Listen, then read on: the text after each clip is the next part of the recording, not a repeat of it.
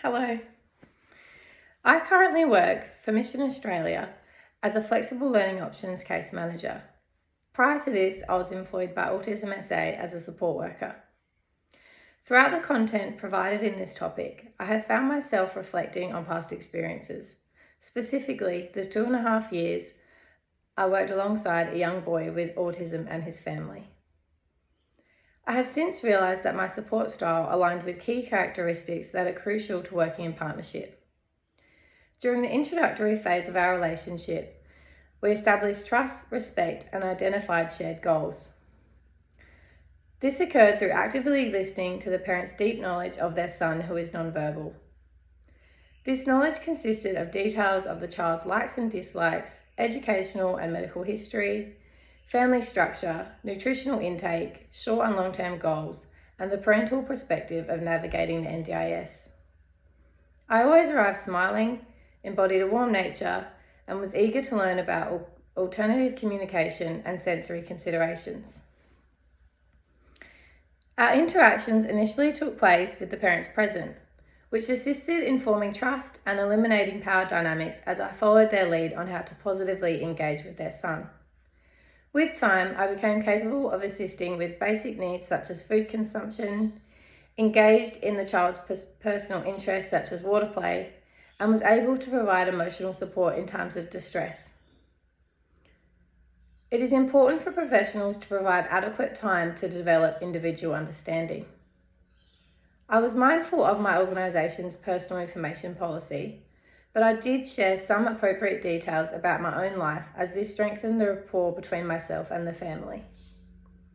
Professionals should aim to be genuine, approachable, and prioritise meaningful dialogue with persons with disability and their support systems. The quality of my support was enhanced through collaboration with an occupational therapist, speech pathologist, and developmental educator. These professionals created a space for us all to share knowledge, maintained regular contact through an online app, and provided clear recommendations via support plans. Despite the benefit of having these professionals on board, I began to understand the emotional paradox that disability-related supports can impose on a family. Both parents disclosed their struggles of managing NDIS funding, numerous appointments, and the administrative burden of communicating with all networks involved with their child. Beyond this, the parents were separated, so I worked alongside the mother and father at separate times. I became aware of their marital breakdown, parental stress of meeting the needs of their child without disability, and their low levels of life satisfaction. Studies report that caregivers of children with autism rate their health as poor and likely to worsen over time.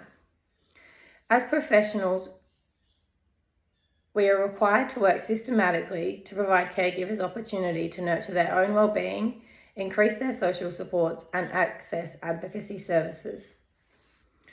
Often, respite support is the foundation that allows this to happen. As a support worker, this was my role.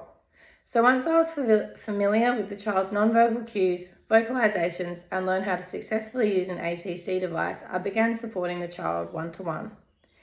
Our relationship transitioned from 2 to 4 hour in-home shifts to 6 to 8 hour shifts spent transporting the child to and from school, enjoying swimming centres, local bakeries, playgrounds, supporting the family to attend medical appointments, Christmas concerts, and extended family members' birthday parties. In hindsight, I now recognise that through working in partnership, we developed strategies that enhance the social inclusion of a child with complex needs. Eventually, I supported the child to reside in residential placements for 24 to 48-hour periods. With the approval from family and other professionals, I began encouraging the child's involvement in food preparation and personal care tasks.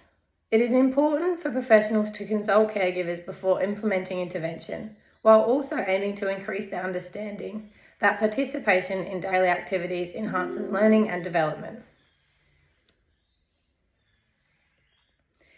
During this experience, communication and respect was fostered with ease, and I was able to openly offer my opinion,